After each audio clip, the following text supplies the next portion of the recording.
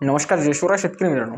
शेतकरी खरीप हंगाम 2024च्या पीक विम्या संदर्भात एक अत्यंत महत्त्वपूर्ण अपडेट इथे समोर आले, जे की कापूस, सोयाबीन, तूर, उडीद, मूग इत्यादी काही पिकांसाठी हा पीक विमा आता शेतकऱ्यांना इथे भेटणार आहे, जो की खरीप हंगाम 2024चा हा थकीत पीक विमा शेतकरी मित्रांनो. आणि 2025चा देखील एक पीक विम्याचा अपडेट आहे, ते देखील आपण बघण्याचं थोडक्यात इथे बघणार आहोत. परंतु जे थकीत पीक विमा आहे 2024चा, याच्या संदर्भात हे महत्त्वपूर्ण असं अपडेट समोर आलं आहे.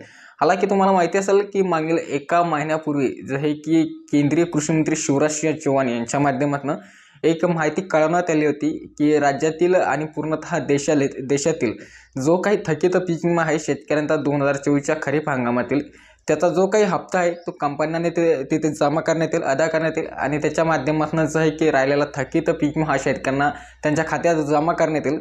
तर जेवढ्या पण शेतकऱ्यांना जर कधी तुम्हाला तो थकीत पीक विमा अर्थात 2024चा जे की खरीप हंगामातील पीक विमा तुम्हाला अद्याप प्राप्त झाला नसेल किंवा झाला देखील असेल, परंतु खूप कमी प्रमाणात, जसं की हे प्रति हेक्टरी 2000-3000 रुपये असा पीक विमा तुम्हाला आला असेल, 1000-1200 रुपये किंवा 1000च्या आतली रक्कम, तर त्या शेतकऱ्यांना परत हा पीक विमा इथे भेटणार आहे. कारण की शेतकऱ्यांनो याच्यामध्ये जे आहे की बरेच काही जिल्ह्यामध्ये याची माहिती कळवण्यात आलेली आहे. त्याच्यामध्ये बरेच काही शेतकरी ते पात्र आहे, जे सर्व काही जे महत्त्वाची माहिती ते आपण ह्या व्हिडिओमध्ये जाणून घेणार आहोत. तत्पूर्वी चॅनलवरती मात्र नवीन आलं तर नक्की चॅनल देखील तुम्ही सबस्क्राईब इथे करू शकता. आणि 2025चा देखील अपडेट आहे. हालांकी या व्हिडिओमध्ये नाही झालं तर पुढच्या व्हिडिओमध्ये देखील आपण ते बघण्याचं काम आपण इथे करणार आहोत. तत्पूर्वी एक महत्त्वाची माहिती ही देखील आहे की बरेच काही व्हिडिओ आपण मागील 2 दिवसापासून आता अपलोड करण्यास सुरुवात केली आहे आपल्या चॅनलवरती, कारण की आपल्याकडे वेळ पाहिला नव्हता. आता थोडक्यात वेळ आहे, तर बरेच काही लोक काही कमेंट्स सेक्शनमध्ये अशा काही कमेंट्स करतात की खूप आश्चर्यचकित वाटते. हालांकी कोणी चुकीची कमेंट ज्यादा करत नाही, कॉमेडी टाईप कमेंट्स तिथे येत असतात. हालांकी मी त्याला समजून देखील घेतो, परंतु बरेच काही लोक हद पार कमेंट ते करतात. तर त्यांना एकच विनंती आहे, जर कधी आपणास माहितीपूर्ण वाटत नसेल किंवा इंटरेस्ट नसेल तर व्हिडिओ अजिबात इथे बघू नका. कारण की ही माहिती फक्त त्याच लोकांसाठी ज्यांना खरंच माहितीची आवश्यकता किंवा त्यांच्या खात्यामध्ये पैसे नाही आहे. कारण की जो काही आपण 31,000 कोटी रुपयाचं जे काही पॅकेज जाहीर झालं होतं ते कशा पद्धतीने प्राप्त होईल, त्याच्या माध्यमातून काय काय ती सर्व काही माहिती मागील ऑक्टोबर-नोव्हेंबर महिन्याच्या काळामध्ये आपण दिलेली होती मित्रांनो. आणि त्याच्या माध्यमातून आपण फार्मर ID कार्ड काढण्यासाठी रजिस्ट्रेशन करायचं, अप्लाय कसं करायचं, सर्व काही जेवढं पण काही प्रॉब्लेम होते ते आपण व्यक्तिगतरित्या देखील शेतकऱ्यांचे सॉल्व्ह होते, कमेंटच्या माध्यमातून आपल्याला कॉन्टॅक्ट देऊन देखील केले होते. आणि हीच आपली एकमेव माहिती आहे. फक्त यूट्यूबवरती पैसे मिळावं म्हणून यूट्यूबला व्हिडिओ बनवणं नसतं मित्रांनो, याच्या व्यतिरिक्त दुसरे पण काही कारण असते. तर त्यांना एकच विनंती की ते तुम्हाला व्हिडिओ महत्त्वपूर्ण वाटला असेल तर बघा, नसता तुम्ही अन्यथा बघू बी नका. तर मित्रांनो आपल्या माहितीकडे वळूया आणि जे काही पीक विम्या संदर्भात अपडेट आहे ते थोडक्यात इथे जाणून घ्या. जसं की शेतकऱ्यांना तुम्हाला सांगू शकतो की हा खरीप हंगाम 2024चा थकीत पीक विमा आहे. त्याच्यामध्ये नांदेड असेल, बीड असेल, जालना असेल आणि इत्यादी काही जेवढे पण काही जिल्हे, ज्या जिल्ह्यातील शेतकरी मित्रांनी वैयक्तिक क्लेम इथे दाखल केलेले होते तुमच्या पिकाचे खरीप हंगाम 2024मध्ये शेतकऱ्यांनो, त्या शेतकऱ्यांना हा पीक विमा इथे भेटणार आहे. त्याच्यासाठी सोयाबीन, उडीद, मूग आणि कापूस इत्यादी काही पिकांचा याच्यामध्ये समावेश आहे. आता ते कोणते जिल्हे ते देखील थोडक्यात मी तुम्हाला सांगणार आहे.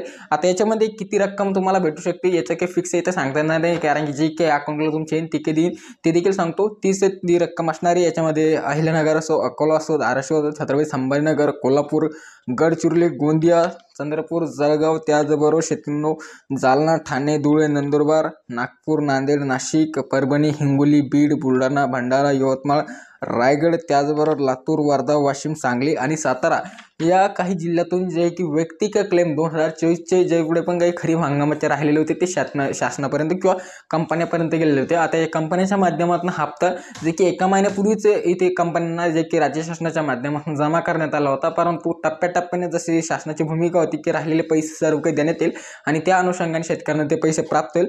तर जे की ऑक्टोबर महिन्यामध्ये बऱ्याच काही शेतकऱ्यांना पीक विमा भेटला, नोव्हेंबर महिन्यामध्ये देखील बऱ्याच काही शेतकऱ्यांना हा पीक विमा भेटला.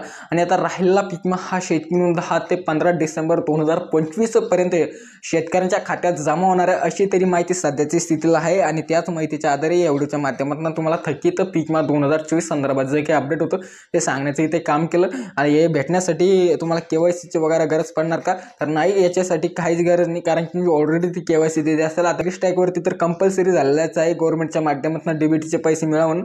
परंतु हे जे की मागील जे सर्व काही अपडेट होतं तर याच्या संदर्भात जास्त जे काही माहिती नाही. तर शेतकरी याच्यासाठी तुम्हाला KYC वगैरेची काही जास्त गरज नाही. ते पैसे यांचे ऑटोमॅटिकली तुमच्या आधार लिंक बँक खात्यामध्ये DBTच्या माध्यमातून डायरेक्ट बेनिफिशरी ट्रान्सफर याच्या अंतर्गत येऊन देईल।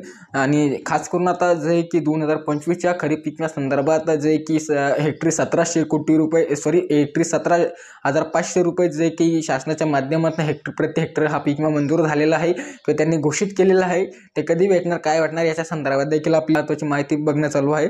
आणि हालाकी जास्तीची काय माहिती याच्या संदर्भात नाही, कारण की शासनाच्या माध्यमातून एखादा जी शासन निर्णयाच्या संदर्भात समोर येईल त्याच वेळेस ठोस माहिती येईल, परंतु तरी देखील एक महत्त्वाची माहिती आहे ते तुम्हाला मी नेक्स्ट व्हिडिओमध्ये सांगणार आहे। तर नक्कीच ती माहिती बघण्यासाठी आपल्या चॅनलला नक्कीच सबस्क्राईब करा आणि व्हिडिओला देखील एक जाता लाईक मात्र नक्कीच करा। तर मिळूया का पुढच्या व्हिडिओमध्ये, तोपर्यंत खूप खूप धन्यवाद।